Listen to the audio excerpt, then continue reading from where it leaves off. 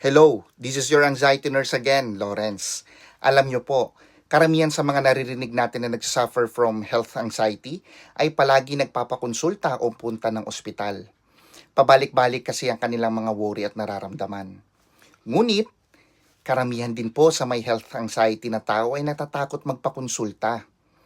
At pag hindi sila nakonsulta, nag-aalala naman sila or nagpapanik because hindi sila nakita at hindi nila alam kung malubha o normal ba ang kanilang mga nararamdaman. Then it becomes a cycle. Tama po ba? Karamihan din po gusto magpakonsult pero wala naman means or resources like financial problem kaya hindi sila mabigyan ng tamang treatment.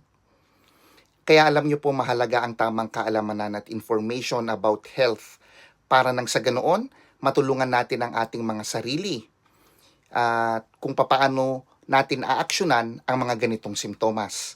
So muli, ang inyong lingkod si Lawrence, ang inyong anxiety nurse. Hanggang sa muli po.